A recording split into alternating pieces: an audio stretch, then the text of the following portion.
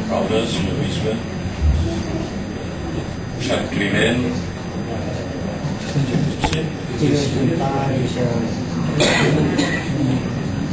estimats amics.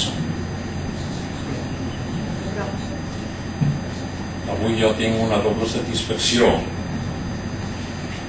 Primer, per demanar una excusa, que a mi, segons la invitació, em tocava parlar cap al final i em passa semblant el senyor alcalde, però pitjor. I que porto, per invitació del senyor bisbe, 4 dies fent 4 predicacions cada dia aquí als sacerdots del seminari, i ara em surt el cansament, sobretot al vespre. Demà tinc un dia pesat, he de tornar cap a Barcelona, conduint jo mateix el cotxe, faré 80 anys aviat i encara que no ho sembli estic cansat. De manera que per això he demanat de parlar el primer i el Sant Climent m'ho ha concedit.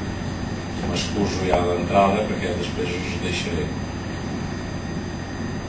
Tantes coses voldria dir. Jo penso que la primera, com a introducció, és recordar els 2 anys i 4 mesos que vaig ser bisbe mixte d'Apostòlic, i d'això fa tants anys, fa més de 30, quasi que em balla el cap una mica, però recordo, ho saben els mossens que ens han vist aquests dies, que els hi recordava el nom a tots, i que recordo moltes coses. Per mi va ser una revàlida molt bona al venir aquests 2 anys a Solsona. És com si hagués après a mirar amb 2 ulls i vegés més el relleu de les coses, no solament l'experiència del bisbat de la Seu, sinó també l'experiència de Solsona. Em van donar una maduració que sempre agrairé. I bé, mossèn Climent, ara suposo que els que intervindran diran coses que jo voldria dir, però m'ho estalvio només a dir-vos a vosaltres que no és una amistat improvisada. Ja de llavors, i penso que des d'abans, com a delegat de mitjans de comunicació, amb mossèn Climent tenim una amistat ben arrelada. La prova és que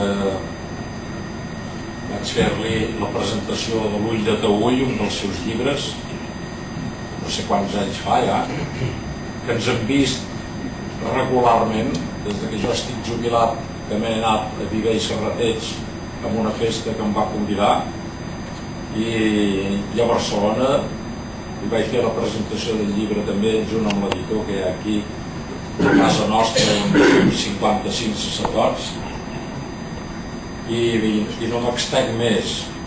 Aquest que avui es presenta li vaig fer l'epíleg, i per no dir ni repetir el que després ja diran alguns altres, em limitaré a llegir una part d'aquest epíleg que jo vaig fer, perquè alguns la llegiran després, però la majoria no tindreu ocasió.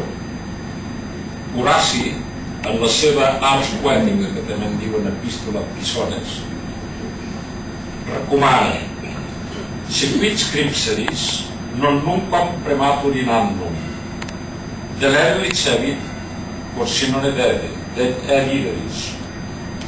Esperar anys, refer els escrits encara no editats, recomana. Aquesta edició d'escrits i la seva tria, sobretot, perquè els escrits són els mateixos, però els hem triat, tenen l'avantatge dels anys passats i de la valoració de diversos criteris literaris, crítics literaris n'han fet, ajuts que l'autor agraeix i que l'han ajudat no poc amb la promesa. En algun lloc escriu: per a mi la fe en Déu i en Catalunya formen un tot indestriable, i també s'ha dedicat a la poesia gràcies a la llengua de la qual s'ha enamorat com d'una noia bellíssima. Vegem, doncs, quines són les seves muses, les seves fonts d'inspiració. Torno a Horaci per citar una frase que escau al meu amic i que valora tota la seva obra: nec facundia de esse nec lucidus ordo.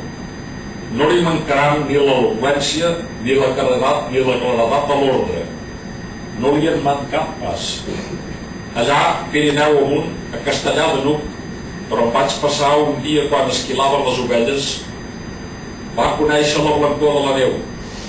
A Navàs va robar hores a la foscor de la nit, que és quan ell treballava la poesia, a l'altura de Viver i Serrateix, en una rectoria gran plena de llibres i veient el Pedrafort pel fons, assolit el que molts no poden fer: rumiar, assaborir, contemplar.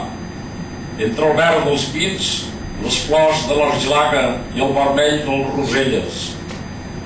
Jo, a mossèn Climent, el vaig conèixer ja fa anys, molts anys, quan vaig ésser bisbe administrador apostòlic de Solsona, i encara més que ell tenia el càrrec de delegat de mitjans de comunicació de la seva diòcesi.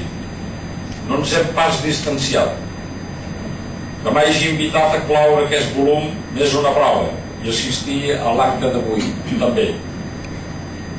Com em va invitar també allà temps a la presentació barcelonina del seu llibre L'ull de Taüll. El somni, com una oreneta dins el niu tendríssim de la meva mà, poema autorretrat. L'oreneta que ara teniu a les vostres mans. La missió és ja a les de Déu. Moltes gràcies.